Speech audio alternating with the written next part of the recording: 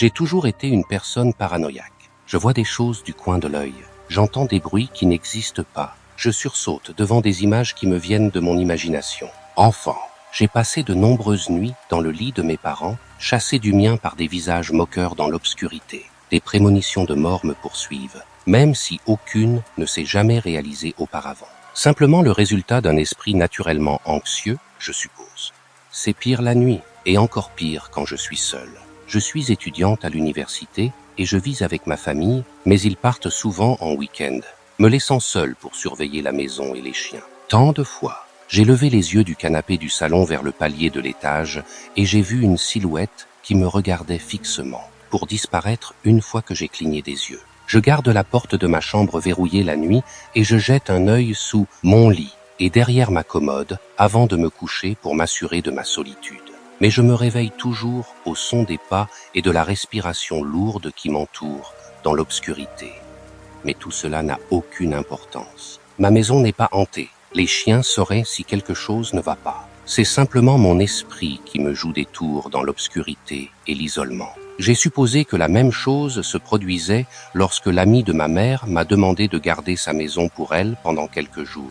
Gardant fréquemment des animaux dans ma jeunesse, je savais déjà que ma paranoïa ne faisait qu'empirer dans de nouveaux environnements, donc le malaise était assuré lorsque j'acceptais cette tâche. Le premier jour s'est déroulé sans incident. J'ai regardé une émission de télévision piratée sur mon ordinateur portable et j'ai rattrapé les devoirs que j'avais repoussés. Les plantes sur le porche arrière avaient besoin d'être arrosées et le rat domestique à l'étage avait besoin d'être rempli d'eau. L'escalier était raide et grinçant, menant à un couloir bordé de portes. 2 d'entre elles s'ouvraient sur les chambres des enfants, où se trouvait la cage du rat. Celle du fond était la chambre d'amis, où je logerais. J'ai remarqué avec une certaine appréhension que la porte n'avait pas de serrure. Aucune des portes de la maison n'en avait. Il y avait une odeur de moisi envahissante. Je dois dire que quelque chose dans les étages supérieurs m'effrayait depuis l'enfance. Je blâme la vieille maison de mes grands-parents. Un long couloir sombre, bordé d'étagères sur lesquelles étaient posées de vieilles poupées, leurs yeux perçants et fixes, fixant sans fin. Une salle de jeu pour enfants avec des jouets en peluche miteux et un cheval à bascule qui ne semblait jamais vraiment s'arrêter. Une chambre avec une porte de vide sanitaire verrouillée, la poignée menaçant toujours de se tordre. Sur le lit était posé que mon morte grand-mère décédée avait confectionné et je craignais que son esprit ne l'ait jamais quitté. Pas pertinent, encore une fois. Il n'y avait rien de mal à l'étage de cette maison. Il n'y avait rien de mal du tout avec la maison. C'était spacieux, ouvert, avec de nombreuses cachettes pour les éventuels intrus, mais il n'y avait rien de sinistre. Juste mon cerveau hyperactif qui voyait le danger là où il n'y en avait pas. Je me sentais mal pour le rat, coincé dans une cage, sans jouets à mâcher, juste du papier journal déchiré, recouvert de la puanteur de ses propres excréments. J'avais déjà entendu dire qu'ils avaient besoin d'un ami pour rester sain d'esprit, mais elle était toute seule. Elle était terrifiée par moi, se retirant dans une seule cachette en bois exigu lorsque j'ai mis la main à l'intérieur pour remplir l'eau et lui redonner de la nourriture. Je me suis demandé à quoi cela ressemblerait. Vivre à la merci d'une main omnipotente. Votre existence piégée dans les limites d'un fil blanc. Quand je suis redescendu, j'ai vu que la porte de la chambre des parents était ouverte. Il avait toujours été ouvert, je ne l'avais tout simplement pas remarqué plus tôt. Au-dessus du lit était suspendu le portrait d'une femme. Ses cheveux bruns étaient tressés, sa peau jaunâtre était un peu ridée, son nez était pointu. Ses lèvres étaient pincées et ses yeux gris froids étaient fixés sur quelque chose d'invisible en bas à droite. Ses sourcils pâles fronçaient de mécontentement évident. Elle portait un col roulé gris et elle était assise sur un fond noir, vide.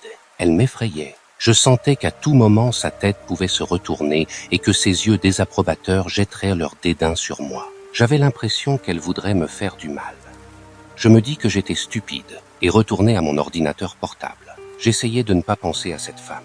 Lorsque le soir commença à tomber, je rassemblai mes affaires et me dirigeai vers la chambre d'amis à l'étage. Il faisait inconfortablement chaud, mais le ventilateur ne se mettait pas en marche. Les draps du lit jaunissaient et l'oreiller était plat. L'odeur humide et moisie était toujours présente. L'interrupteur ne fonctionnait pas. Je n'ai pas aimé ça. Les interrupteurs ne fonctionnaient jamais dans mes cauchemars. Il y avait heureusement une lampe sur la table de chevet, même si elle n'éclairait pas la majeure partie de la pièce. La porte du placard ne se fermait pas complètement, même si je la claquais fort. Une fois de plus, Je remarquai qu'aucune des portes n'avait de serrure. Les portes d'entrée, de derrière et latérales de la maison, étaient toutes fermées et solidement fixées. Alors je me disais que j'étais en sécurité. Je n'y croyais pas vraiment. J'ai joué un peu de musique instrumentale pour me détendre, mais j'ai quand même eu un sommeil agité. Quand j'ai fait des rêves, ils étaient désagréables. J'étais ici, à la maison, la nuit, en train de regarder les informations. Un tueur en série était en liberté. J'ai entendu un bruit venant de la chambre des parents. J'ai essayé d'allumer les lumières, mais l'interrupteur ne fonctionnait pas. Je ne sais pas comment le rêve s'est terminé. Je ne le sais jamais. Je me suis réveillé tôt, avant le lever du soleil. Je suis allé dehors pour balayer la terrasse et nettoyer les balayeuses de la piscine.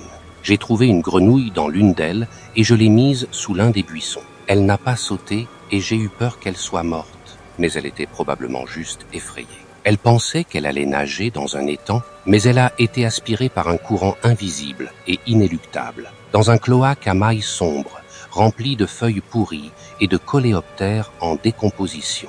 J'aurais également du mal à bouger après une telle expérience. J'ai été soulagé de voir que la femme sur le portrait n'avait pas bougé. J'ai envisagé de fermer la porte de la chambre, mais j'ai renoncé. Dans mon esprit, je pouvais la voir se déplacer dans le cadre lorsque j'avais le dos tourné, et je me suis dit que l'effet ne ferait qu'empirer si la porte était fermée et que je ne pouvais pas la voir du tout. J'aurais aimé que quelqu'un puisse être là avec moi, mais je n'avais pas d'amis, et ma famille avait toujours fait fi de mes craintes. Je savais qu'ils en avaient assez de moi, et je ne voulais pas les déranger davantage en leur faisant part de ma peur infondée. Ils ne m'appelaient jamais quand ils partaient. Je suis remonté à l'étage pour vérifier l'état du rat. Elle n'avait pas touché à sa nourriture, mais elle avait bu environ la moitié de son eau. Le lavabo de la salle de bain a craché lorsque j'ai rempli la bouteille. Des poissons d'argent se précipitaient sur le mur, grouillant autour d'un point sombre dans un coin du plafond. Je me suis rappelé qu'ils étaient attirés par la moisissure. Le rat ne venait pas d'une animalerie. Il s'agissait de la nourriture du python royal, dont la cage se trouvait de l'autre côté de la pièce, mais la fille avait décidé de la garder à la place. Je me demandais pourquoi elle avait eu pitié de ce rat, parmi tous les autres qui avaient été et seront donnés en pâture au serpent. Je me demandais ce que le rat ressentirait s'il savait que la créature qui aurait causé sa perte vivait à quelques mètres de là, séparée seulement par une fine vitre. Une fois de plus, je passais le temps sur mon ordinateur portable jusqu'à la tombée de la nuit, projetant d'étranges ombres sur la maison. Je rassemblais mes affaires pour monter à l'étage, mais je jetais d'abord un œil dans la chambre des parents, cherchant à m'assurer que la femme était toujours dans les limites du cadre photo. C'était difficile à voir, la noirceur de la nuit se reflétant sur la vitre, ce qui donnait l'impression qu'elle était vide. Elle ne pouvait pas être vide, c'était impossible. J'ai fait un pas en avant, mes pieds effleurant la moquette légèrement collante de la chambre. Je passai ma main le long du mur, à la recherche d'un interrupteur, mais je n'en trouvais pas. J'allumai la lampe de poche de mon téléphone et la pointai vers le portrait. Je ne voyais rien d'autre que le vide. Une peur puissante et primitive me frappa, la terreur d'une souris coincée dans les griffes d'un chat. Mon cœur devint lourd, martelant ma poitrine, et tout mon corps trembla. Mon téléphone glissa presque de mes mains tremblantes. Je savais avec certitude que je devais sortir tout de suite. Je trébuchai jusqu'à la porte d'entrée et tirai sur la serrure. Cela ne bougerait pas. Je tirai sur la poignée, poussai mon épaule contre la porte, frappai du poing contre la vitre, mais c'était inutile. Je ne pouvais pas m'échapper. La femme ne voulait pas que je parte. Ma respiration devint rapide et lourde, si forte que je faillis manquer le léger bruissement d'une robe derrière moi. Je me retournai. La femme était là, marchant dans le couloir en direction du salon. Elle marchait comme une épaule, balançant ses bras et ses jambes larges et raides, ses yeux gris morts fixant devant elle d'un air vide. Si elle tournait à droite, son regard haineux tomberait sur moi. Le seul chemin dégagé, le seul moyen d'éviter d'être repéré, était de monter les escaliers. Je ne voulais pas monter les escaliers, dans cette gueule béante et sombre. Mais quel choix avais-je? Je ne pouvais pas partir. Tout ce que je pouvais faire, c'était prier pour qu'elle ne me trouve pas. J'ai essayé d'éteindre la lampe de poche de mon téléphone, ne voulant pas qu'elle attire son regard, mais elle était déjà morte, la batterie épuisée après une journée d'utilisation. Je me suis glissé aussi silencieusement que possible jusqu'au bas de l'escalier. La femme ne s'est pas retournée. J'ai posé un pied, puis un autre, sur les marches, attendant qu'une d'entre elles craque, mais aucune ne l'a fait. Cela ne m'a apporté aucun soulagement. Alors que je me dirigeais vers la chambre d'amis, le rat s'est mis à couiner, furieusement. Frénétiquement, secouant la cage alors qu'elle courait d'avant en arrière. Je m'arrêtai sur place, la bouche sèche, et jetai un œil au rez-de-chaussée. Je pus voir la femme, elle aussi avait arrêté. Sa tête tournait sur son long cou, ses yeux vitreux parcouraient la pièce, cherchant. Je me collai contre le mur, mais il était trop tard. Ils se fixaient sur moi, et ils étaient pleins de malice.